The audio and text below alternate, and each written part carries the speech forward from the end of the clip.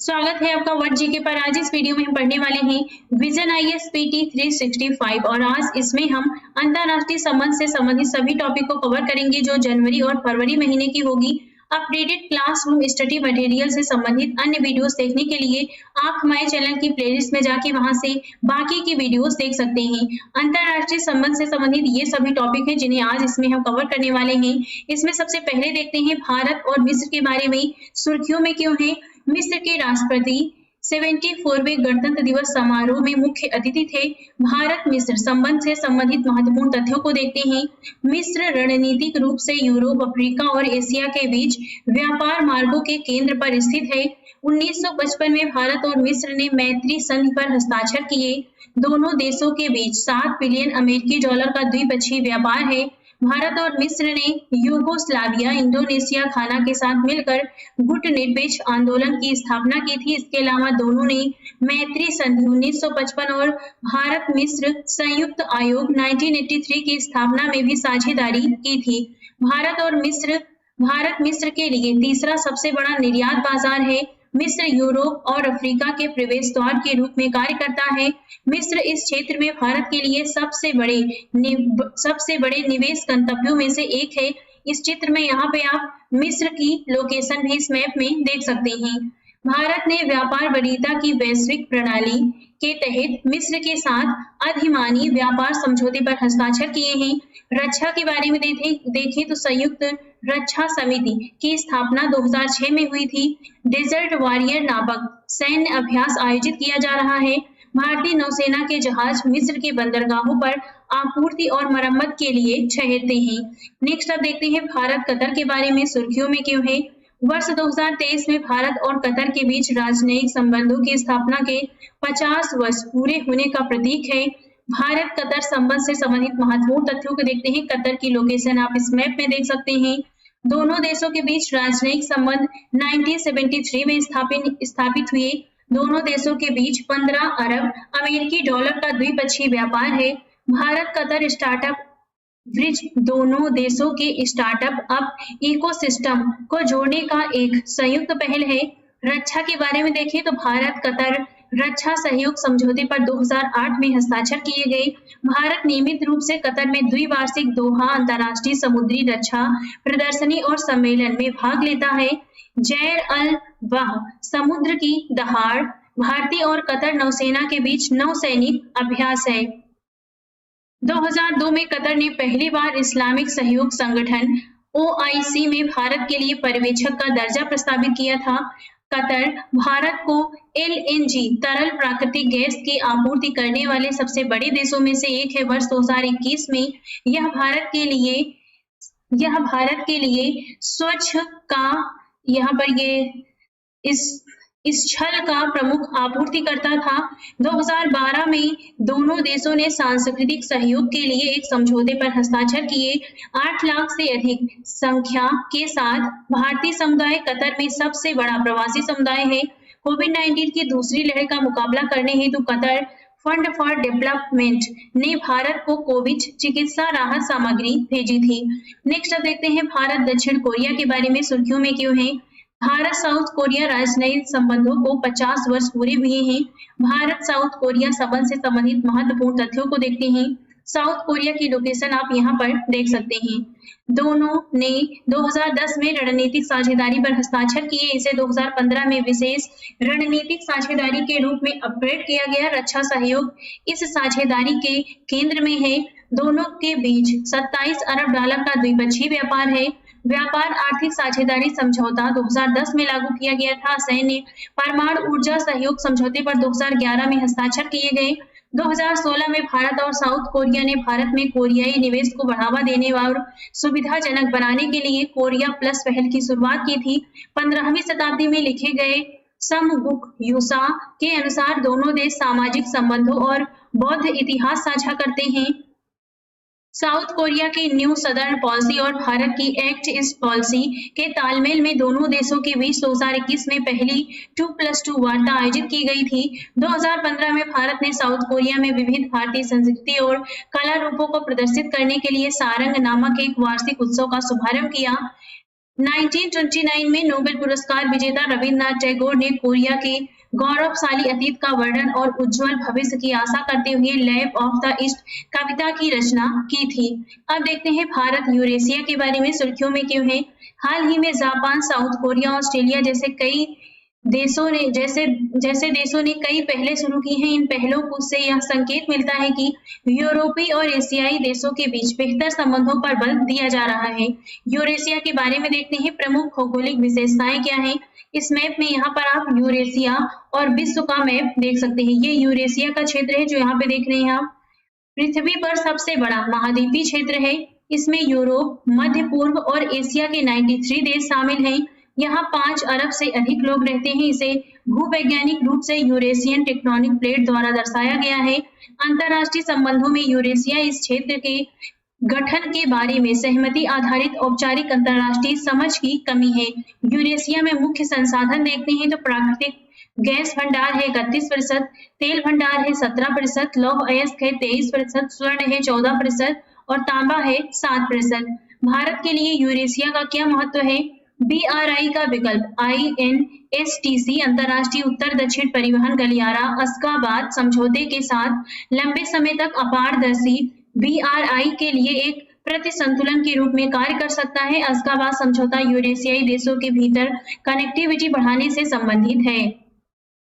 आर्थिक कारण देखें तो यूरेशिया के साथ अपने संपर्कों को आगे बढ़ाने के लिए भारत EEU में शामिल होने की दिशा में कार्य कर रहा है।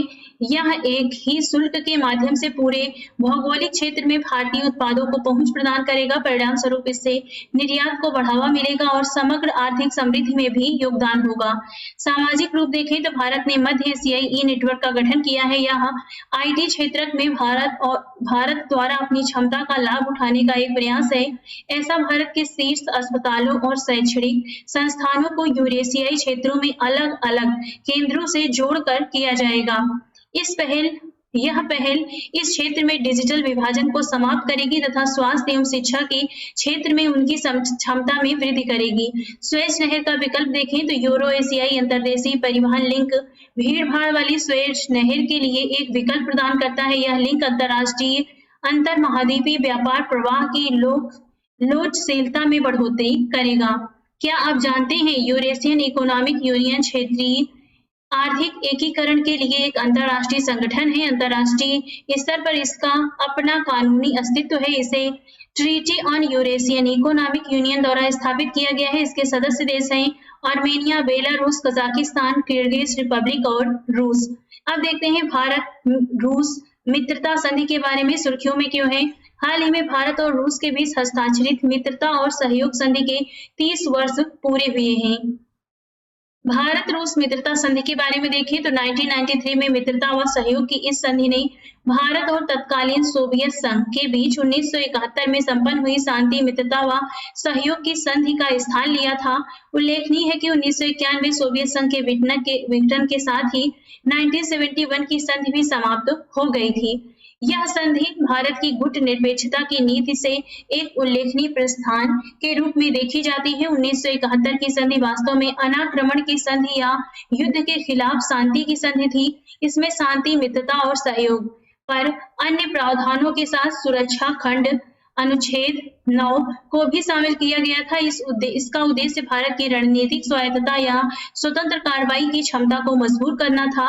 1993 की संधि में 1971 की संधि का एक संशोधित संस्करण है। हालांकि इसमें किसी भी पक्ष को अन्य देशों से आक्रामकता का सामना करने की स्थिति के संदर्भ में किसी भी प्रकार सुरक्षा खंड को शामिल नहीं किया गया है। यहाँ पर देखते हैं शांति, मैत्री और सहयोग संधि के प्रमुख प्रावधान क्या हैं। तो पहले देखते हैं शांति के बारे में। एक दूसरे की स्वतंत्रता, संप्रभुता और क्षेत्रीय अखंडता का सम्मान करना और एक दूसरे के आंतरिक मामलों में हस्तक्षेप करने से बचना, हथियारों की होड़ को रोकना और प्रभावी अंतर्राष्ट्रीय नियंत्रण के तहत परमाणु एवं पारंपरिक दोनों तरह के सामान्य और पूर्ण निशस्त्रीकरण के लक्ष्य को हासिल करना। नेक्स्ट देखते हैं मैत्री के बारे में। दोनों पक्ष उपनिवेशवाद और अवैध दावों के सभी रूपों व प्रकारों की निंदा करते हैं और इसके अंतिम एवं पूर्ण उन्मूलन के लिए दृढ़ संकल्पित हैं।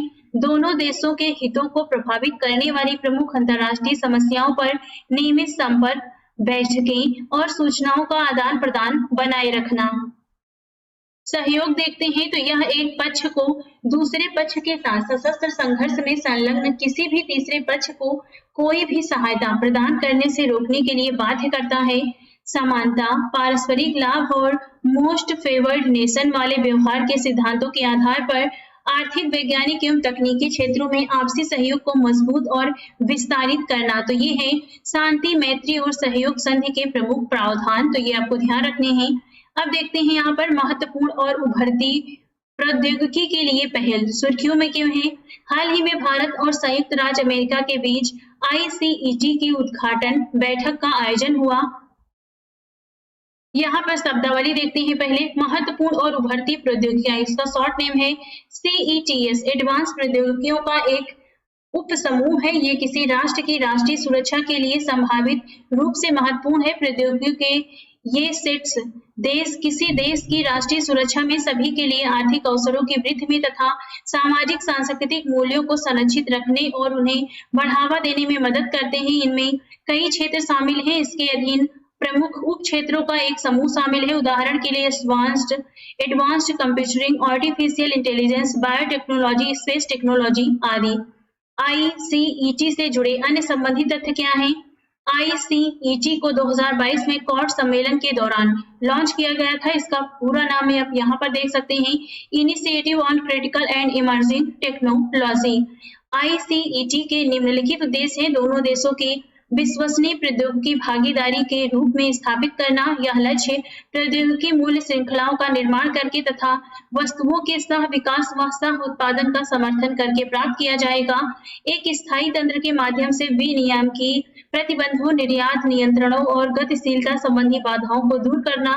ICET से प्राप्त होने वाले संभावित लाभ क्या है? इस पहल के माध्यम से हाई परफॉर्मेंस कंप्यूटिंग जैसे महत्वपूर्ण क्षेत्रों में भारत के लिए निर्यात संबंधी बाधाएं कम हो सकती हैं। भारत और अमेरिका के स्टार्टअप इकोसिस्टम के बीच संपर्कों को मजबूती मिल सकती है। ICET पर पहली वार्ता के दौरान घोषित अन्य पहले क्या हैं? अनुसंधान और औद्योगिक सहयोग को सुविधाजनक बनाने तथा नवाचार इकोसिस्टम को मजबूत करने के लिए भारत अमेरिका क्वांटम समन्वय तंत्र की स्थापना की जाएगी। भारत तथा अमेरिका के रक्षा स्टार्टअप को आपस में कनेक्ट करने के लिए एक नया इनोवेशन ब्रिज लॉन्च किया जाएगा।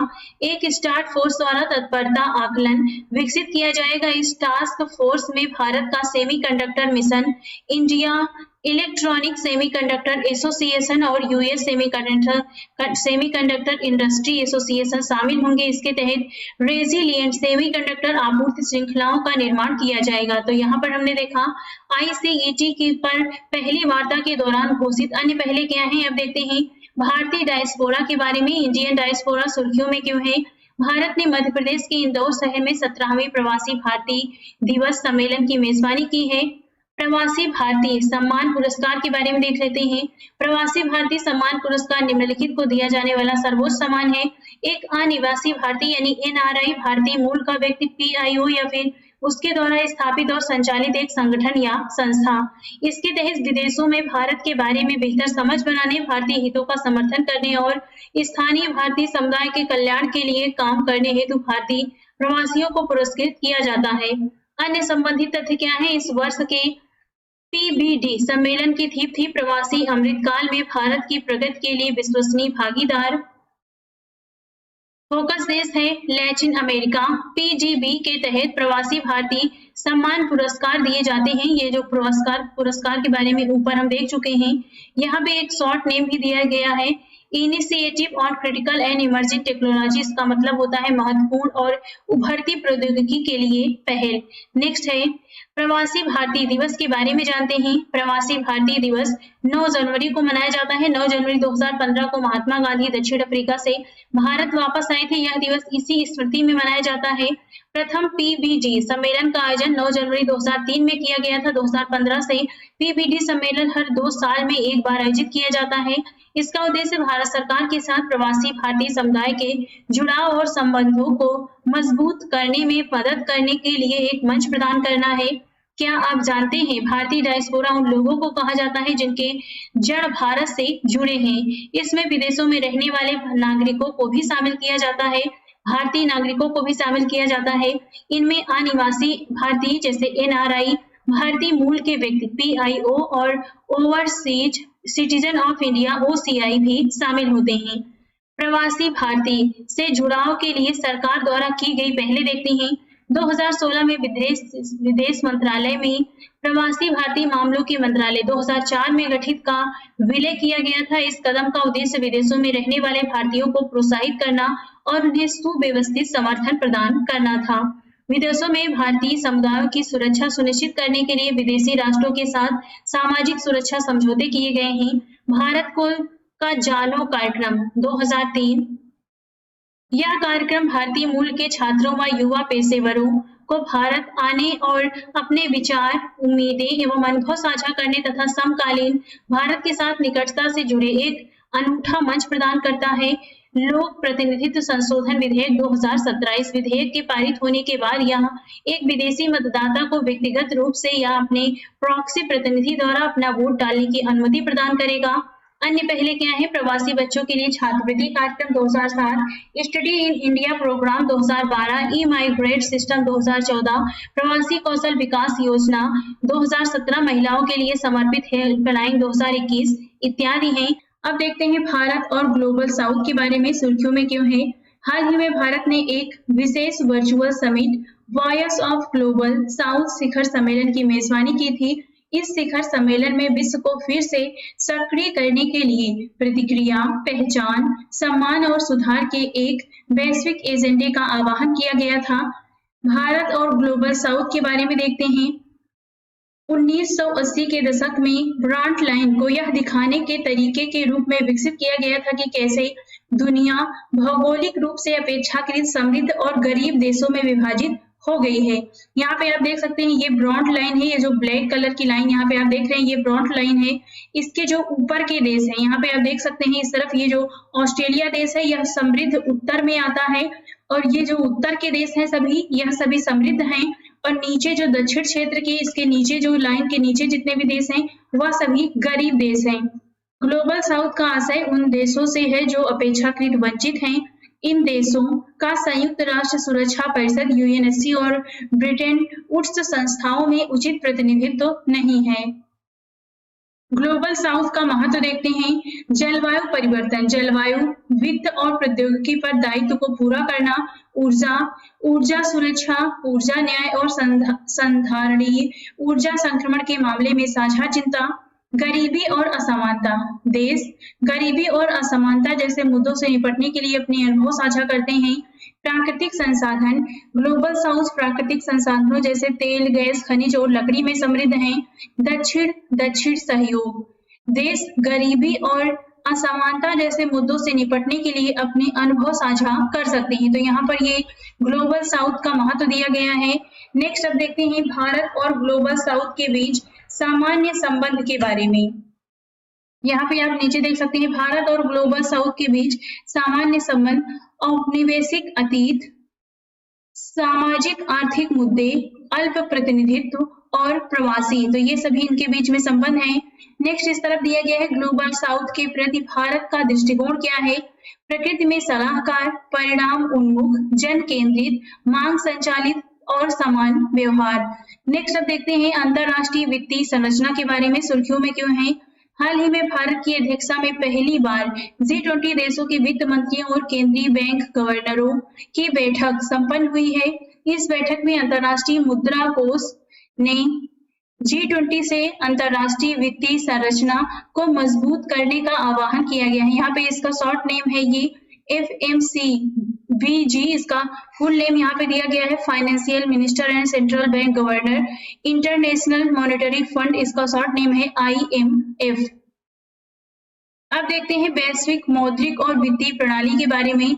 ऋणदाता देश, इसमें अंतरराष्ट्रीय वित्तीय प्रबंधन और गवर्नेंस में अपनी भूमिका के कारण G7 और G20 जैसे अंतरराष्ट्रीय समूह और अन्य देश शामिल होते हैं। नेक्स्ट है अंतरराष्ट्रीय मुद्रा कोष IMF। यह भुगतान संतुलन की वास्तविक या संभावित समस्याओं का सामना करने वाले सदस्य देशों को ऋण, आपातकालीन ऋण सहित प्रदान करता है।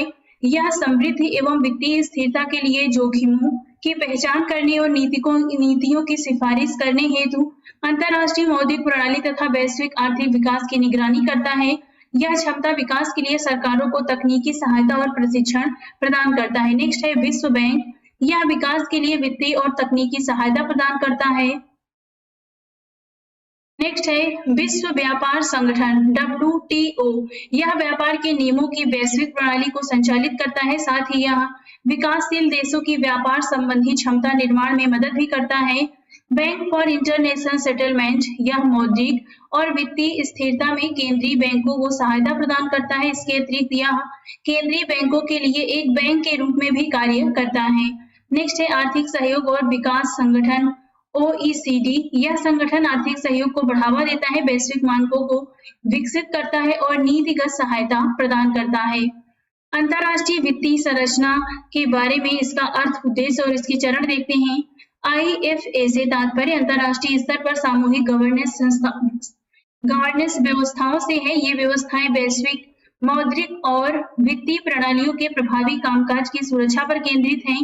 IFA का उद्देश्य, इसका उद्देश्य वित्तीय स्थिरता सुनिश्चित करते हुए आर्थिक समृद्धि को बढ़ावा देना है।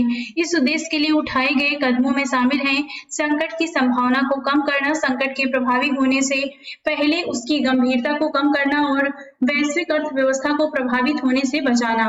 अब देखते हैं संबंधित सुर्खियों के बारे में। Common framework for debt treatments. हाल ही में G20 देशों के वित्त मंत्री और केंद्रीय बैंक के गवर्नर्स की पहली बैठक संपन्न हुई। इस बैठक में विश्व बैंक के डेट सर्विस सस्पेंशन इनिशिएटिव से परे common framework for debt treatment 2020 में लॉन्च किया गया, इसे के कार्यान्वयन पर सहमति प्रदान की गई। Common framework for debt treatment के बारे में देखते हैं।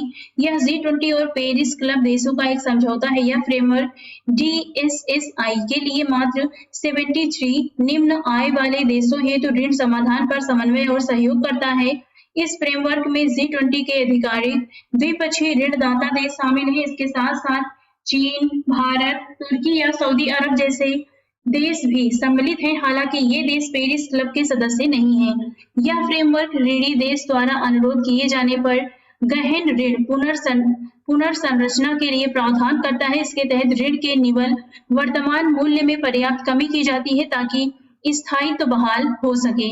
नेक्स्ट अब देखते हैं वासेनार अरेंजमेंट के बारे में, सुर्खियों में क्यों रहा है।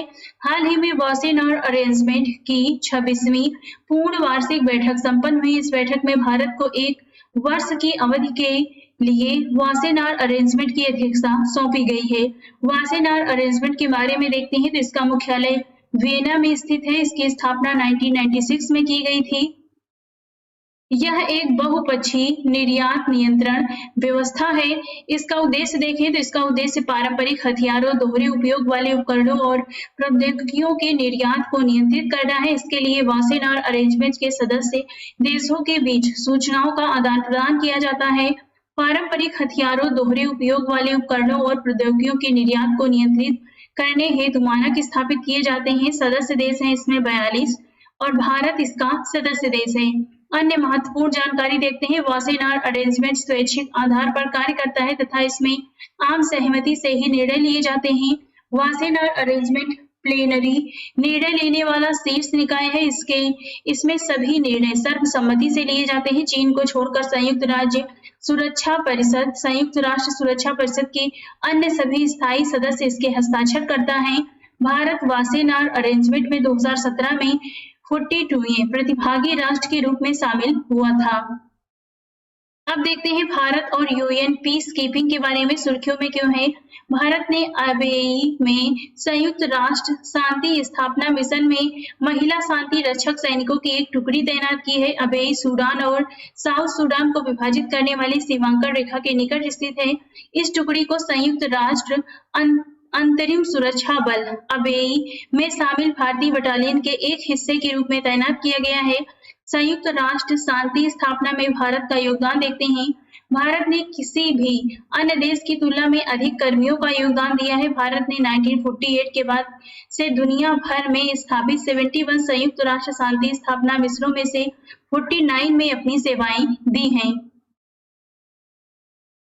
क्या आप जानते हैं संयुक्त राष्ट्र सुरक्षा परिषद ने 2011 में सूडान के अबेई क्षेत्र में गंभीर स्थिति के विरुद्ध प्रतिक्रिया में अबेई के लिए संयुक्त राष्ट्र अंतरिम सुरक्षा बल की स्थापना की थी। नेक्स्ट है, वर्तमान में भारत 5वां सबसे बड़ा सैनिक योगदानकर्ता देश है। भारत ने 13 सक्रिय संयुक्त राष्ट्र शांति स्थापना मिशनों में से 8 में 5,323 कर्मियों के जरिए अपना योगदान दिया है। भारतीय शांति रक्षक सैनिक समुदायों को चिकित्सा देखभाल, पशु चिकित्सा सहायता, इंजीनियरिंग सेवाएं जैसी कई सेवाएं प्रदान करते हैं। भारत लैंगिक शोषण और दुर्व्यवहार पर ट्रस्ट फंड में योगदान देने वाला पहला देश था। इसे 2016 में स्थापित किया गया था। शांति स्थापना में भारतीय महिलाएं, भारत की महिला शांति रक्षकों ने कांगो, लाइबेरिया, दक्षिण सूडान और हैती सहित कई देशों में अपनी सेवाएं दी हैं। 2007 में भारत संयुक्त राष्ट्र शांति स्थापना मिशन में एक पूर्ण महिला टुकड़ी तैनात करने वाला पहला देश बन गया है। 2014 में जम्मू कश्मीर पुलिस की भारतीय पुलिस अधिकारी शक्ति देवी को अंतर्राष्ट्रीय महिला पुलिस शांति रक्षक पुरस्कार से सम्मानित किया गया था। वह अफगानिस्तान में संयुक्त राष्ट्र सहायता मिशन में तैनात थी। नेक्स्ट यहाँ पर दिया गया है यूएन पीस कीपिंग या संयुक्त राष्ट्र शांति स्थापना के बारे में। तो इसकी मुख्य विशेषताएं देखते हैं। यह दुनिया भर में शांति और सुरक्षा को बढ़ावा देने के लिए संयुक्त राष्ट्र की एक वैश्विक पहल है। किसी देश में पीस कीपिंग मिशन भेजने का निर्णय संयुक्त राष्ट्र सुरक्षा परिषद यूएनएससी द्वारा लिया जाता है। इसके बाद संयुक्त राष्ट्र सचिवालय उक्त मिशन के लिए विस्तृत रणनीति विकसित करने और उन्हें लागू करने के लिए जिम्मेदार होता है। संयुक्त राष्ट्र के सदस्य देशों से अनुरोध किया जाता है कि वे संयुक्त राष्ट्र कमान के तहत सैन्य और पुलिस कर्मियों का योगदान करें, जिसके लिए उन्हें संयुक्त राष्ट्र की निधि से भुगतान किया जाता है। संयुक्त राष्ट्र ने 1948 में अपने पीस कीपिंग प्रयासों की शुरुआत तब की थी जब उसने पश्चिम एशिया में सैन्य पर्यवेक्षकों को तैनात किया था। यूएन पीस कीपिंग फोर्स को 1988 में नोबेल शांति पुरस्कार से सम्मानित किया गया था। यूएन पीस कीपिंग के सिद्धांत देखते हैं। इसके 3 बुनियादी सिद्धांत हैं: पक्षकारों की सहमति, निष्पक्षता, आत्मरक्षा और मैंडेट सौंपे गए कार्यों के पालन को छोड़कर अन्य मामलों में बल का प्रयोग नहीं करना। पीस कीपिंग मिशन की मुख्य भूमिका क्या है? कानून के शासन की स्थापना और सुरक्षा संस्थानों का निर्माण करना, संघर्षों को रोकना, महिलाओं को सशक्त करना, नागरिकों की रक्षा करना, एक देश को फील्ड सपोर्ट प्रदान करना, मानवाधिकारों को बढ़ावा देना। अब देखते हैं अंतरराष्ट्रीय संगठन और संस्थाओं के बारे में। पहला है international seabed authority. International seabed authority short name है ISA और पृथ्वी विज्ञान मंत्रालय ने PMN polymetallic nodules exploration extension अनुबंध का आदान प्रदान किया। इस अनुबंध पर शुरुआत में 2002 में 15 साल की अवधि के लिए हस्ताक्षर किए गए थे। बाद में ISA ने अनुबंध की समय सीमा 2 बार 2017 और 2022 में 5 साल की अवधि के लिए बढ़ा दिया। भारत को PMN अन्वेषण के लिए मध्य हिंद महासागर बेसिन में लगभग 75,000 वर्ग किलोमीटर का क्षेत्र सौंपा गया है। PMN छोटे आलू जैसे दिखने वाले खनिजों के गोलाकार संचयन को कहा जाता है। ये मैग्नीज, निकल, कोबाल्ट, तांबा और आयरन हाइड्रोक्साइड जैसे खनिजों से बने होते हैं। इसका अत्यधिक आर्थिक और सामरिक महत्व है। अंतरराष्ट्रीय समुद्र तल प्राधिकरण के बारे में यहाँ पे दिया गया है, तो हम ये देख लेते हैं। अंतरराष्ट्रीय समुद्र तल प्राधिकरण शॉर्ट नेम है ISA। इसका मुख्यालय किंगस्टन, जमैका में स्थित है। स्थापना 1994 में हुआ। यह 1982 के संयुक्त राष्ट्र समुद्र विधि अभिसमय के तहत स्थापित एक स्वायत्त अंतरराष्ट्रीय संगठन है। इसका उद्देश्य देखें तो यह गहरे समुद्र में खनन के लिए क्षेत्र आवंटित करता है और क्षेत्र में खनिज संसाधनों से संबंधित सभी गतिविधियों को व्यवस्थित तथा नियंत्रित करता है। इसके सदस्य 167 सदस्य और यूरोपीय संघ है इसमें, और भारत इसका सदस्य है। अन्य जानकारी क्या है? भारत 1987 में पायनियर इन्वेस्टर्स का दर्जा प्राप्त करने वाला पहला देश था। भारत को समुद्र तल से पॉलीमेटोलिक नोड्यूल्स की खोज के लिए मध्य हिंद महासागर बेसिन में एक विशेष क्षेत्र लगभग 1.5 लाख वर्ग किलोमीटर आवंटित किया गया था। अब देखते हैं संयुक्त राष्ट्र सामाजिक विकास आयोग, UN commission for social development, short name है CSOCD के बारे में। भारत को संयुक्त राष्ट्र CSOCD के 62वें सत्र का अध्यक्ष चुना गया है। सामाजिक विकास आयोग के बारे में देखते हैं। यह आर्थिक और सामाजिक परिषद के 9 कार्यात्मक आयोगों में से एक है। इसे 1946 में स्थापित किया गया था। उद्देश्य देखते हैं, यह इकोसॉक को सामान्य प्रकृति की सामाजिक नीतियों पर सलाह देता है। मुख्य रूप से यह विशेष अंतर सरकारी एजेंसियों द्वारा कवर नहीं किए गए सामाजिक क्षेत्र के सभी मामलों पर सलाह देता है। इसके सदस्य देखें तो इसमें 46 सदस्य हैं। ये 4 साल की अवधि के लिए चुने जाते हैं। इनका चयन इकोसॉक समान भौगोलिक वितरण के आधार पर करती है। नेक्स्ट है अंतरराष्ट्रीय समुद्री संगठन के बारे में देखते हैं। आईएमओ ने औद्योगिक कर्मियों के आवागमन में शामिल जहाजों के लिए एक नया अनिवार्य अंतरराष्ट्रीय सुरक्षा कोड अपनाया है। यह कोड 1 जुलाई 2024 से लागू होगा। यह कोड कार्गो जहाजों और उच्च गति वाले कार्गो फ्रॉट्स को अपतटीय क्षेत्रों में कम करने वाले औद्योगिक कर्मियों के परिवहन तथा उनके ठहरने की व्यवस्था के लिए सक्षम बनाता है। अंतरराष्ट्रीय समुद्री संगठन के बारे में देखें तो इसकी स्थापना 1948 में हुई। मुख्यालय लंदन यूके में स्थित है। यह संयुक्त राष्ट्र की एक विशेष एजेंसी है। इसकी उत्पत्ति देखें तो इसका गठन इस संगठन को संयुक्त राष्ट्र के तत्वावधान में अपनाए गए एक कन्वेंशन के माध्यम से स्थापित किया गया था। इसका उद्देश्य क्या है? यह अंतरराष्ट्रीय जहाजरानी की सुरक्षा और संरक्षण में सुधार के उपायों के लिए उत्तरदायी है। इसमें 174 देश हैं और भारत इसका सदस्य है। अन्य महत्वपूर्ण सुर्खियों के बारे में देखते हैं। इस तरफ सुर्खियां दी गई, इस तरफ विवरण है। पहला है श्रीलंका के संविधान में 13वां संशोधन। भारतीय विदेश मंत्री ने कहा है कि श्रीलंका में अल्पसंख्यक तमिल समुदाय के साथ सामंजस्य स्थापित करने के लिए श्रीलंका के 13वें संविधान संशोधन का पूर्ण कार्यान्वयन महत्वपूर्ण है। 1987 के भारत श्रीलंका समझौते के बाद प्रस्तावित 13वें संविधान संशोधन में तमिल समुदाय के लिए सत्ता में हिस्सेदारी का प्रावधान किया गया है। श्रीलंका में तमिल समुदाय अपने लिए राजनीतिक स्वायत्तता की मांग कर रहा है। श्रीलंका तमिल समुदाय की इस मांग पर कई बार वार्ताओं का आयोजन किया जा चुका है, लेकिन हर बार इनकी मांग पूरी करने में विफल रहा है। 13वें संविधान संशोधन के प्रावधान श्रीलंका की सभी समुदाय के बीच एकता की भावना विकसित करने में मददगार होंगे। नेक्स्ट है भारत आसियान डिजिटल कार्य योजना 2023 के बारे में देखते हैं। इस कार्य योजना को आसियान डिजिटल मंत्रियों की तीसरी बैठक में स्वीकृति प्रदान की गई। इस कार्य योजना में सूचना और संचार प्रौद्योगिकी में उभरते क्षेत्रों जैसे साइबर सुरक्षा में कृत्रिम बुद्धिमत्ता आदि में क्षमता निर्माण तथा ज्ञान को साझा करना शामिल है। यहाँ ICT में भारत और आसियान के बीच सहयोग को मजबूत करेगा। नेक्स्ट है सूचना संलयन केंद्र हिंद महासागर क्षेत्र के बारे में देखते हैं। सूचना संलयन केंद्र हिंद महासागर क्षेत्र IOR की स्थापना 2018 में की गई। यह गुरुग्राम हरियाणा में स्थित है। इसकी मेजबानी भारतीय नौसेना करती है। इस केंद्र का उद्देश्य हिंद महासागर क्षेत्र में समुद्री सुरक्षा और रक्षा को बढ़ावा देना है। बेहतर आपसी समन्वय और समय पर इनपुट्स प्राप्त करने के लिए IOR कई भागीदार देशों के अंतर्राष्ट्रीय संपर्क अधिकारियों की मेजबानी भी करता है। इन भागीदार देशों में ऑस्ट्रेलिया, फ्रांस, इटली, जापान, संयुक्त राज्य अमेरिका और यूनाइटेड किंगडम जैसे देश भी शामिल हैं। IOR ने कई बहुराष्ट्रीय समुद्री सुरक्षा केंद्रों के साथ संपर्क भी स्थापित किए हैं। समुद्री सुरक्षा के लिए शुरू की गई पहले देखते हैं। भारत के पहले राष्ट्रीय समुद्री सुरक्षा समन्वयक की नियुक्ति की गई है। भारत के प्रधानमंत्री ने सागर क्षेत्र में सभी सुरक्षा और विकास पहल आरंभ की है। हिंद प्रशांत महासागर पहल की शुरुआत की गई है। नौसेना की इंटर ऑपरेबिलिटी में वृद्धि के लिए मालाबार, इंडो-थाई कॉर्वेट जैसे संयुक्त समुद्री अभ्यास आयोजित किए जाते हैं।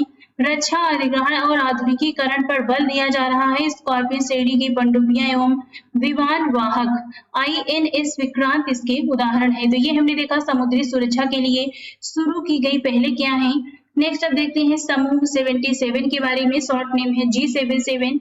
इसकी स्थापना 15 जून 1964 को 77 विकासशील देशों द्वारा की गई थी। यह दक्षिण के देशों को अपने सामूहिक आर्थिक हितों को व्यक्त करने और बढ़ावा देने के साधन प्रदान करता है। साथ ही यह संयुक्त राष्ट्र प्रणाली के भीतर सभी प्रमुख अंतर्राष्ट्रीय आर्थिक मुद्दों पर अपनी संयुक्त वार्ता करने की क्षमता बढ़ाने और विकास के लिए दक्षिण-दक्षिण सहयोग को बढ़ावा देने के लिए भी साधन उपलब्ध कराता है। नेक्स्ट है common framework for debt treatment. G20 देशों के वित्त मंत्रियों और केंद्रीय बैंक के गवर्नर्स की बैठक में common framework for debt treatment के कार्यान्वयन पर सहमति प्रदान की गई। इसके बारे में देखते हैं यहाँ पर अब हम। यह G20 और पेरिस क्लब देशों का एक समझौता है। यह फ्रेमवर्क DSSI के लिए पात्र 73 निम्न आय वाले देशों हेतु ऋण समाधान पर समन्वय और सहयोग करता है। इस फ्रेमवर्क में G20 के आधिकारिक द्विपक्षीय ऋणदाता से शामिल हैं। इसके साथ साथ चीन, भारत, तुर्की या सऊदी अरब जैसे देश भी शामिल हैं। हालांकि ये देश पेरिस क्लब के सदस्य नहीं हैं। यह फ्रेमवर्क ऋणी देश द्वारा अनुरोध किए जाने पर गहन ऋण पुनर्संरचना के लिए प्रावधान करता है। इसके तहत ऋण के निवल वर्तमान मूल्य में पर्याप्त कमी की जाती है ताकि स्थायित्व बहाल हो सके। अब देखते हैं भारत EU व्यापार और प्रौद्योगिकी परिषद के बारे में। भारत यूरोपीय संघ TTC के अंतर्गत 3 कार्य समूहों का गठन किया गया है। रणनीतिक प्रौद्योगिकी, डिजिटल गवर्नेंस और डिजिटल कनेक्टिविटी, हरित और स्वच्छ ऊर्जा प्रौद्योगिकियां तथा व्यापार, निवेश और लोचशील मूल्य श्रृंखला। TTC के बारे में देखते हैं। TTC एक रणनीतिक समन्वय तंत्र है। यह तंत्र दोनों भागीदारों को व्यापार, विश्वसनीय प्रौद्योगिकी और सुरक्षा संबंधी गठजोड़ में चुनौतियों से निपटने में सक्षम बनाता है। इसके अलावा यह इन क्षेत्रों में भारत यूरोपीय संघ के द्विपक्षीय संबंधों को मजबूती भी प्रदान करता है। यह भारत के लिए इस तरह का पहला तंत्र है।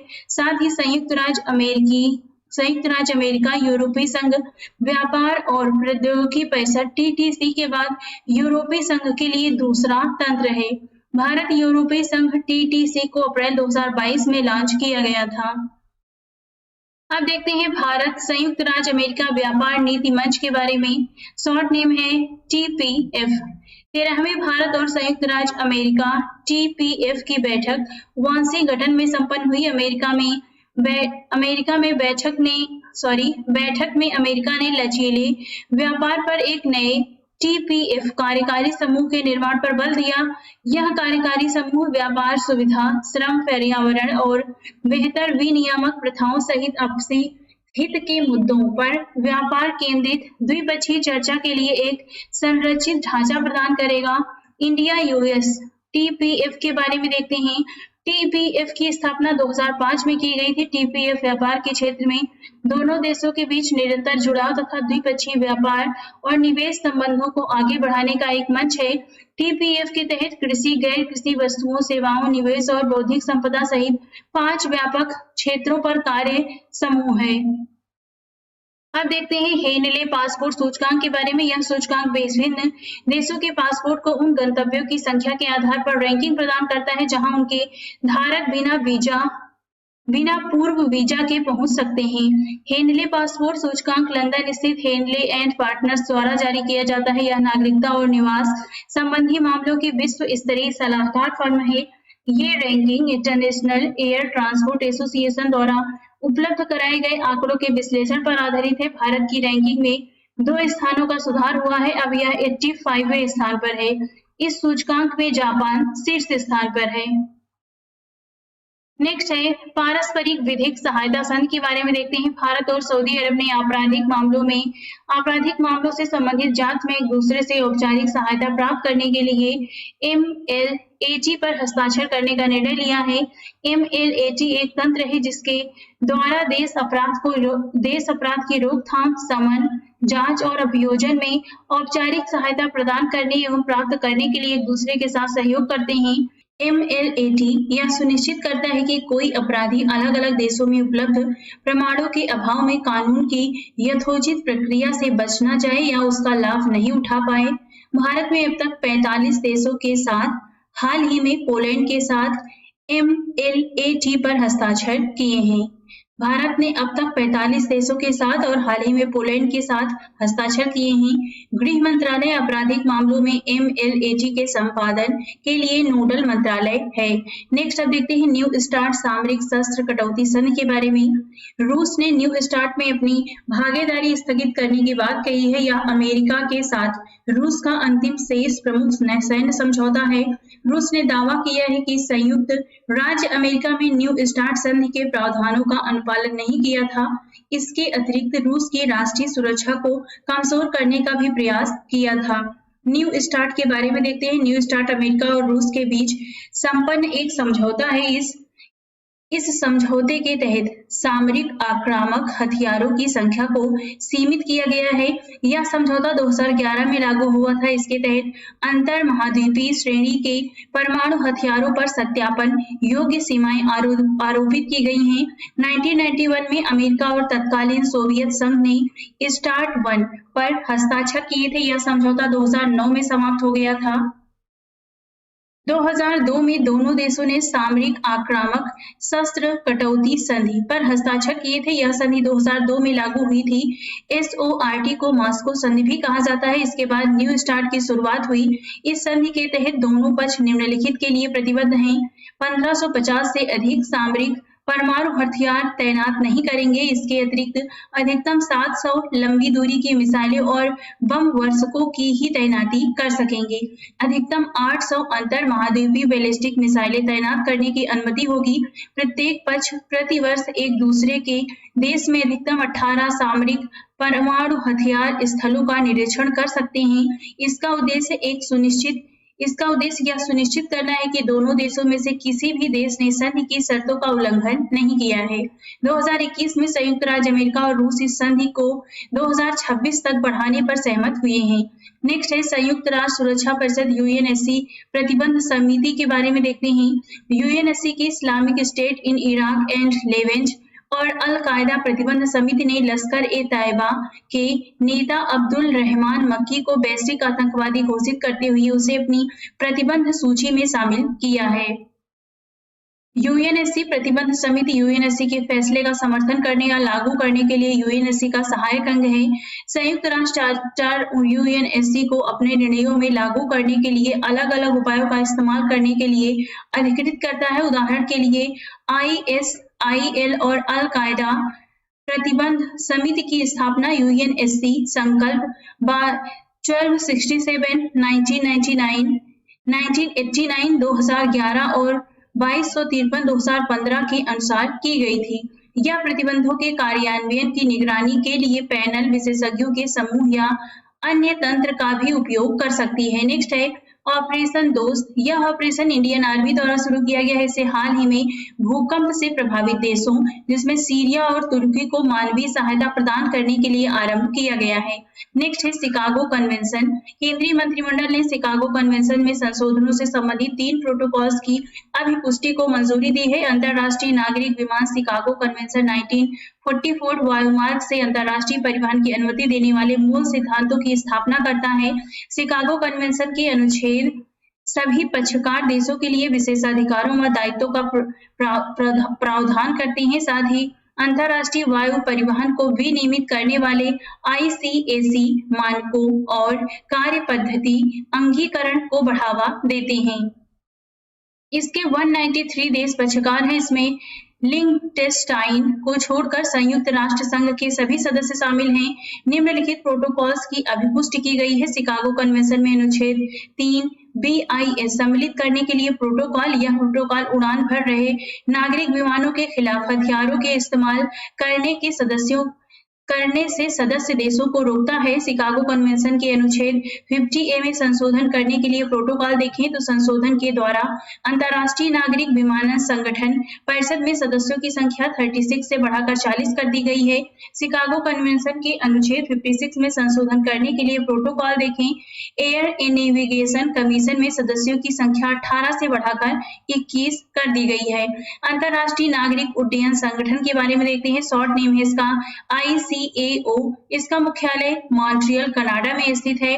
यह संयुक्त राष्ट्र की एक विशेष एजेंसी है जिसकी स्थापना 1947 में हुई थी। अंतर्राष्ट्रीय नागरिक उड्डयन पर कन्वेंशन यानी शिकागो कन्वेंशन ने ICAO के उद्देश्य को निर्धारित किया है। इसका उद्देश्य क्या है? तो हवाई मार्ग से अंतर्राष्ट्रीय परिवहन की अनुमति देने वाले सिद्धांतों और तकनीकों का समन्वय करना। इसमें सदस्य देशों की संख्या है 193 और भारत इसका सदस्य है। अन्य महत्वपूर्ण जानकारी क्या है? ICAO संयुक्त राष्ट्र आर्थिक और सामाजिक परिषद के साथ मिलकर कार्य करता है। व्यवस्थित, पारदर्शी और बहुस्तरीय प्रक्रिया का पालन कर अंतर्राष्ट्रीय नागरिक उड्डयन मानकों और अनुशंसित प्रथाओं तथा एयर नेविगेशन सेवाओं के लिए प्रक्रियाओं का विकास किया गया है। इसे अक्सर ICAO संशोधन प्रक्रिया या मानक निर्माण प्रक्रिया के रूप में जाना जाता है। ICAO अंतर्राष्ट्रीय एविएशन विनियामक नहीं है। नेक्स्ट अब देखते हैं फैब 4 या चिप 4 अलायंस के बारे में। अमेरिका के नेतृत्व वाले फैब 4 सेमीकंडक्टर अलायंस की पहली बैठक संपन्न हुई है। यह सेमीकंडक्टर्स का निर्माण करने वाले विश्व के शीर्ष देशों का समूह है। इस समूह में ताइवान, संयुक्त राज्य अमेरिका, जापान और दक्षिण कोरिया शामिल हैं। इस समूह को अमेरिका ने 2022 में प्रस्तावित किया था। इसका उद्देश्य सेमीकंडक्टर आपूर्ति श्रृंखलाओं की सुरक्षा और लचीलापन बढ़ाना है। इसका वास्तविक लक्ष्य चीन में विनिर्मित चिप्स पर दुनिया की निर्भरता को कम करना है। इंटरनेशनल यूनियन ऑफ रेलवे के बारे में देखें तो हाल ही में 18वीं UIC विश्व सुरक्षा कांग्रेस का आयोजन किया गया। इसे रेलवे सुरक्षा बल RPF और इंटरनेशनल यूनियन ऑफ रेलवे ने संयुक्त रूप से आयोजित किया है। UIC विश्व सुरक्षा कांग्रेस के दौरान जयपुर घोषणा पत्र को अपनाया गया। यह घोषणा पत्र UIC के लिए कार्यवाही योग्य एजेंडे की रूपरेखा तैयार करता है। यह एजेंडा ऐसे अभिनव दृष्टिकोणों का पता लगाए जो वैश्विक रेलवे संगठनों को रक्षा और सुरक्षा के उनके दीर्घकालिक लक्ष्यों को प्राप्त करने में मदद करेंगे। इस घोषणा पत्र ने दुनिया भर में सुरक्षित और सकुशल रेल नेटवर्क स्थापित करने की UIC की प्रतिबद्धता को भी रेखांकित किया है। इस प्रतिबद्धता की पूर्ति 2025 तक एशिया, प्रशांत, लैटिन अमेरिका और अफ्रीकी क्षेत्रीय असेंबलियों को सक्रिय करके की जाएगी। UIC के बारे में देखते हैं। यह रेल परिवहन से जुड़े अनुसंधान, विकास और संवर्धन के लिए रेलवे क्षेत्र का प्रतिनिधित्व करने वाला विश्व स्तरीय पेशेवर संघ है। UIC का मुख्यालय पेरिस में है। नेक्स्ट है डूम्सडे क्लॉक के बारे में देखते हैं। बुलेटिन ऑफ एटॉमिक साइंटिस्ट ने विश्व में विनाश का संकेत देने वाली डूम्सडे क्लॉक को मध्यरात्रि से 90 सेकेंड पर सेट कर दिया है। इसका अर्थ है कि विनाश और मध्यरात्रि में अब केवल 90 सेकेंड का ही समय बचा है। इसका मुख्य संभावित कारण यूक्रेन में परमाणु युद्ध के बढ़ते खतरे को बताया गया है। BAS की स्थापना 1945 में अल्बर्ट आइंस्टीन और शिकागो विश्वविद्यालय के वैज्ञानिकों ने की थी। इन्होंने प्रथम परमाणु बम के निर्माण के लिए मैनहट्टन प्रोजेक्ट पर कार्य किया था। डूम्सडे क्लॉक को 1947 में बनाया गया। यह एक ऐसी घड़ी है जो जनता को चेतावनी देती है कि हम हमारे द्वारा बनाई गई खतरनाक तकनीकों से अपनी दुनिया को नष्ट करने के कितने करीब हैं। इसकी शुरुआत से लेकर अब तक इसकी मिनट की सुई को 25 बार रीसेट किया जा चुका है। नेक्स्ट है स्पिरिट योजना। भारतीय नौसेना ने सागर डिफेंस इंजीनियरिंग प्राइवेट लिमिटेड के साथ एक समझौते पर हस्ताक्षर किए हैं। यह समझौता स्पिरिट योजना के तहत सशस्त्र स्वायत्त बोट स्वाम्स तैयार करने के लिए किया गया है। स्पिरिट एक सहयोग आधारित परियोजना है जिसमें शामिल है SPRI सपोर्टिंग पोल वॉल्टिंग इन R&G थ्रू IDEX रक्षा उत्कृष्टता के लिए नवाचार। इनका मतलब नौसेना नवाचार और स्वदेशीकरण संगठन NIIO तथा T का मतलब प्रौद्योगिकी विकास त्वरण प्रकोष्ठ technology development acceleration cell short name TDAC। इसका उद्देश्य रक्षा उद्योग की मदद से नौसेना के लिए 75 स्वदेशी तकनीकों का विकास करना है। यहाँ पर दिया गया है सुर्खियों में रहे स्थल। तो यहाँ पे इनकी लोकेशन आप इसमें देख सकते हैं। ओमान, यमन, न्यूजीलैंड, ये सभी देश हैं यहाँ पर। Finland, Norway, Canada, Peru. तो इनके बारे में हम नीचे में देखते हैं क्योंकि यह न्यूज में क्यों रहे हैं। इनकी लोकेशन आप मैप में यहाँ से देख लीजिए, बाकी आप अपने घर पे लगे मैप में देख सकते हैं। पहला इसमें ऑस्ट्रिया, राजधानी है वीना। भारत व ऑस्ट्रिया एक व्यापक प्रवासन और मोबिलिटी भागीदारी समझौते पर हस्ताक्षर करेंगे। ऑस्ट्रिया दक्षिण मध्य यूरोप का एक पर्वतीय भू आबद्ध देश है। यह रासायनिक उद्योग में बड़े पैमाने पर उपयोग किए जाने वाले प्राकृतिक मैग्नेसाइट मैग्नीशियम कार्बोनेट का प्रमुख उत्पादक है। नेक्स्ट है सियाचिन ग्लेशियर काराकोरम लद्दाख में है। भारतीय सेना ने सियाचिन क्षेत्र में अपनी पहली महिला अधिकारी को तैनात किया है। सियाचिन ग्लेशियर दुनिया का सबसे ऊंचा और ठंडा युद्ध क्षेत्र है। यह पश्चिम में सालटोरो रिज काराकोरम की एक उप श्रेणी और पूर्व में मुख्य काराकोरम श्रेणी के बीच स्थित है। इसकी लंबाई लगभग 76 किलोमीटर है। यह तजाकिस्तान के फेडचेंको ग्लेशियर के बाद दुनिया का दूसरा सबसे लंबा गैर ध्रुवीय ग्लेशियर है। यह भारतीय उपमहाद्वीप और मध्य एशिया के बीच की सीमा निर्मित करता है। यह स्वेक की सहायक नदी नुब्रा नदी का जल स्रोत है। स्वेक सिंधु नदी तंत्र का हिस्सा है।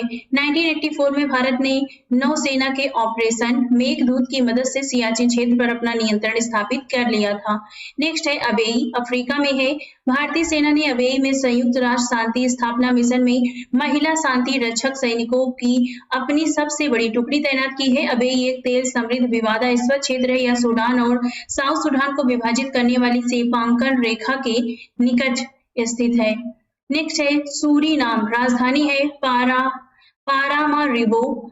17वें प्रवासी भारतीय दिवस समारोह में सूरीनाम के राष्ट्रपति ने भाग लिया। इसमें उन्होंने कैरेबियन क्षेत्र में एक हिंदी भाषा प्रशिक्षण संस्थान स्थापित करने का सुझाव दिया है। सूरीनाम को पहले डच गुआना के नाम से जाना जाता था। यह साउथ अमेरिका के उत्तरी छोर पर स्थित है। नेक्स्ट है युगांडा, राजधानी है इसकी कंपाला। युगांडा ने घातक इबोला रोग के उन्मूलन की घोषणा की है। दुनिया का दूसरा सबसे अधिक आबादी वाला भू आबद्ध देश है। यह पूर्व मध्य अफ्रीका में स्थित है। नेक्स्ट है गुआना, राजधानी है जॉर्ज टाउन। संदर्भ क्या है, चर्चा में क्यों है? हाल ही में मंत्रिमंडल ने भारत और गुआना के बीच हवाई सेवा समझौते को मंजूरी प्रदान की है। भारत और गुआना तेल एवं गैस क्षेत्र में सहयोग करने पर सहमत हुए हैं। यह गुयानास का हिस्सा है जो दक्षिण अमेरिका के उत्तर पूर्वी भाग में गुआना सेल पर स्थित एक क्षेत्र है। यह एक प्राचीन स्थिर भूवैज्ञानिक संरचना है जो उत्तरी तट का एक भाग है। गुयानाज में गुयाना, सूरीनाम और फ्रेंच गुयाना शामिल हैं। नेक्स्ट है पेरू, राजधानी है इसकी लीमा। पेरू ने राजधानी लीमा सहित कई अन्य क्षेत्रों में आपातकाल घोषित कर दिया है। अवस्थिति क्या है, तो यह दक्षिण अमेरिका के पश्चिमी तट पर स्थित है। पश्चिम दिशा में यह प्रशांत महासागर से घिरा हुआ है। पूर्वी दिशा में यह बोलीविया, ब्राजील, चिली, कोलंबिया और इक्वाडोर से घिरा है। यमन के बारे में देखें तो इसकी राजधानी है साना। यमन के लिए संयुक्त राष्ट्र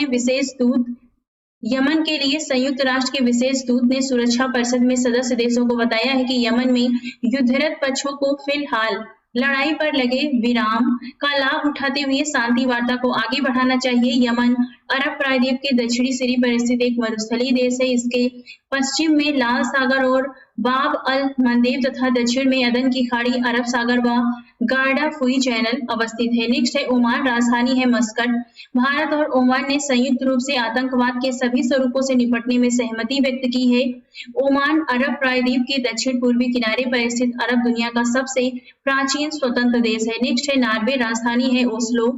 नार्वे ने अपने विस्तारित महाद्वीपीय शेल्फ के समुद्री तल पर तांबे से लेकर दुर्लभ भूधातुओं और खनिजों की खोज की है। इसकी सीमा देखें तो इसके उत्तर में बेरेंट सागर, पश्चिम में नॉर्वेजियन सागर और उत्तरी सागर तथा दक्षिण में इसका गेर जलसंधि है। नार्वे की भूमि सीमाएं केवल पूर्व दिशा की तरफ से स्वीडन, फिनलैंड और रूस के साथ लगती हैं। नेक्स्ट है अर्मेनिया और अजरबैजान। अर्मेनिया, इसकी राजधानी है एरेवन। अजरबैजान ने संयुक्त राष्ट्र के सर्वोच्च न्यायालय से अर्मेनिया की बारूदी सुरंग बिछाने से रोकने के लिए तत्काल आदेश देने की अपील की है। यह यूरोप और मध्य एशिया में एक भू आबद्ध देश है। नेक्स्ट है अजरबैजान, इसकी राजधानी है बाकू। अजरबैजान नागोर्नो काराबाख क्षेत्र को अपनी सीमा के भीतर मानता है। हालांकि वर्तमान में इस क्षेत्र पर अर्मेनिया का कब्जा है। दोनों देशों के मध्य यह क्षेत्र संघर्ष का कारण बना हुआ है। नेक्स्ट है लेबनान, राजधानी है बेरूत। लेबनान ने अपनी आधिकारिक विनिमय दर 90% अवमूल्यन किया है। लेबनान लेवात क्षेत्र में एक पहाड़ी देश है। यह भूमध्य सागर के पूर्वी तट पर स्थित है। नेक्स्ट है मलावी, राजधानी है लिलोंगवे। मलावी में हैजे का भीषण प्रकोप देखा जा रहा है। इसके कारण वहां लगभग 1000 से अधिक लोगों की मौत हो गई है। मलावी दक्षिण अफ्रीका में ग्रेट रिफ्ट वैली में अवस्थित एक भू आबद्ध देश है। नेक्स्ट है कनाडा, राजधानी है ओटावा। कनाडा के हाउस ऑफ कॉमन्स में चीन छोड़कर कनाडा जाने वाले 10,000 उइगर और अन्य तुर्क मुसलमानों को शरण देने से संबंधित प्रस्ताव को सर्वसम्मति से पारित किया है। कनाडा उत्तरी अमेरिका में स्थित देश है। क्षेत्रफल के आधार पर यह रूस के बाद विश्व का दूसरा सबसे बड़ा देश है। इसकी सीमाएं देखें तो इसकी दक्षिणी और पश्चिमी सीमा संयुक्त राज्य अमेरिका के साथ लगती है, जो दुनिया की सबसे लंबी सीमा है। उल्लेखनीय है कि यहाँ सैन्य बलों द्वारा गश्त नहीं की जाती है। नेक्स्ट है अर्जेंटीना, राजधानी है ब्यूनस आयर्स। अर्जेंटीना की सरकार अपने उद्यमियों की सुरक्षा के लिए प्रौद्योगिकियों का उपयोग करने में भारत से मदद लेना चाहती है। यह दक्षिण अमेरिकी के दक्षिणी भाग में स्थित है। यह मुख्यतः 4 क्षेत्रों इंडीज, नॉर्थ पंपास, पेटागोनिया में विभाजित है। नेक्स्ट है फिनलैंड, राजधानी है हेलसिंकी। भारत और फिनलैंड ने क्वांटम कंप्यूटिंग तथा परमाणु प्रौद्योगिकी सहित कई आधुनिक तकनीकों में आपसी संबंधों का विस्तार करने की मंशा प्रकट की है। यह उत्तरी यूरोप में स्थित एक नॉर्डिक देश है। बोथनिया की खाड़ी और फिनलैंड की खाड़ी इसके मुख्य जलीय निकाय हैं, जो एस्टोनिया के साथ समुद्री सीमाओं को साझा करते हैं। फिनलैंड का जो हिस्सा आर्कटिक वृत्त के उत्तर में स्थित है उसे अपलैंड फिनलैंड के नाम से जाना जाता है। सबसे बड़ी झील है साइमा। फिनलैंड 1000 झीलों की भूमि के रूप में भी जाना जाता है। नेक्स्ट है मंगोलिया, राजधानी है उलान बटार। भारत मंगोलिया संयुक्त कार्य समूह की 11वीं बैठक आयोजित की गई है। यहाँ पूर्वी एशिया में अवस्थित एक भू आबद्ध देश है। यह उत्तर में रूस और दक्षिण में चीन से घिरा हुआ है। मंगोलिया को land of the eternal blue sky और लैंड ऑफ हॉर्स के रूप में भी जाना जाता है। इसके दक्षिण मध्य भाग में गोबी मरुस्थल स्थित है। नेक्स्ट है साइप्रस, राजधानी है निकोसिया। निकोस क्रिस्टोडोलाइट्स को साइप्रस का राष्ट्रपति चुना गया है। यह भूमध्य सागर के उत्तर पूर्वी भाग में स्थित है। यह भूमध्य सागर में सिसिली और सार्डिनिया के बाद तीसरा सबसे बड़ा द्वीप है। नेक्स्ट है स्वेज नहर, अफ्रीका में है। दुनिया की सबसे बड़ी शिपिंग कंपनी ने अपनी प्रतिद्वंदी कंपनी पर मुकदमा दायर करने की बात कही है। यह शिपिंग कंपनी 2021 में स्वेज नहर के अवरोध के कारण हुई देरी के लिए प्रतिद्वंदी कंपनी से मुआवजे की मांग कर रही है। स्वेज नहर एक मानव रेलवे जलमार्ग है। यह लाल सागर के माध्यम से भूमध्य सागर को हिंद महासागर से जोड़ती है। यह एशिया और यूरोप के बीच सबसे छोटी समुद्री लिंक प्रदान करती है। इसे नौ परिवहन के लिए 1869 में खोला गया था। बाद में मिस्र ने इसे 1956 में इसका राष्ट्रीयकरण कर दिया। स्वेज नहर दुनिया के सबसे अधिक इस्तेमाल किए जाने वाले नौ परिवहन मार्गों में से एक है। इसके जरिए प्रतिदिन मात्रा की दृष्टि से विश्व व्यापार का 12% से अधिक, तरलीकृत प्राकृतिक गैस का 8% और 1 मिलियन बैरल तेल का परिवहन प्रतिदिन किया जाता है। नेक्स्ट है पुर्तगाल, राजधानी है लिस्बन। कैथोलिक चर्च में बाल दुर्व्यवहार के अध्ययन के लिए पुर्तगाली बिशपों ने एक स्वतंत्र समिति का गठन किया है। समिति ने यह सूचना दी कि चर्च में 1950 से लेकर अब तक 4800 से अधिक बच्चों के साथ दुर्व्यवहार हुआ है। पुर्तगाल एक दक्षिण पश्चिमी यूरोपीय देश है। इसका अधिकांश हिस्सा अरेबियन प्रायद्वीप पर स्थित है। इसके अंतर्गत अटलांटिक महासागर में स्थित मैजीएरा और एजोरेस के छोटे द्वीप समूह भी शामिल हैं। नेक्स्ट है न्यूजीलैंड, राजधानी है वेलिंगटन। न्यूजीलैंड ने चक्रवात गैब्रियल के कारण आई व्यापक बाढ़ और भूस्खलन की वजह से आपातकाल की घोषणा की है। यह दक्षिण प्रशांत महासागर में स्थित द्वीपीय देश है। यह पॉलिनेशिया का दक्षिणी पश्चिमी भाग है। यह एक दूरस्थ भूमि है जो अपने निकटतम पड़ोसी ऑस्ट्रेलिया से 1600 किलोमीटर दक्षिण पूर्व में स्थित है। कुक जलसंधि इसके 2 मुख्य द्वीपों उत्तर और दक्षिण द्वीपों को विभाजित करती है। यह रिंग ऑफ फायर अग्र मेखला का हिस्सा है। रिंग ऑफ फायर परी प्रशांत भूकंपीय पट्टी है। अब देखते हैं सुर्खियों में रहे सैन्य अभ्यास के बारे में।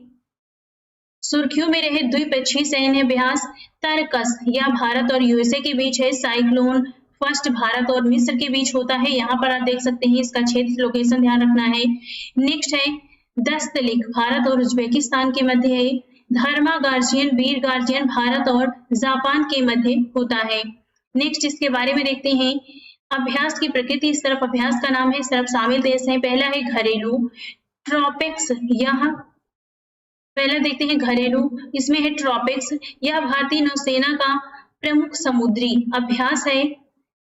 ऑम्फिक्स 2023, यह तीनों सेनाओं का एक संयुक्त अभ्यास है। तोपची 2023, इस अभ्यास का मुख्य फोकस स्वदेशी क्षमताओं और रक्षा क्षेत्र में आत्मनिर्भरता प्राप्त करने में की गई प्रगति का प्रदर्शन करना है। तो यह घरेलू है, यानी ये भारत में ही आपस में होता है। नेक्स्ट देखते हैं द्विपक्षीय, इसमें पहला है दस्तलिक, यह होता है भारत और उज्बेकिस्तान के मध्य। धर्म गार्जियन, वीर गार्जियन भारत और जापान के मध्य होता है। नेक्स्ट है तरकस, भारत और अमेरिका के मध्य। साइक्लोन फर्स्ट, भारत और मिस्र के मध्य। बहुपक्षीय देखें तो डेजर्ट फ्लैग एज, इसमें है शामिल देश संयुक्त अरब अमीरात, Bharat, France, Kuwait, Australia, United kingdom, Bahrain, Morocco, Spain, Korea गणराज्य और संयुक्त राज्य अमेरिका। तो आज इस वीडियो में बस इतना ही। इस बुक में दिए गए अन्य टॉपिक पढ़ने के लिए आप हमारे चैनल को लाइक, शेयर और सब्सक्राइब भी कर सकते हैं।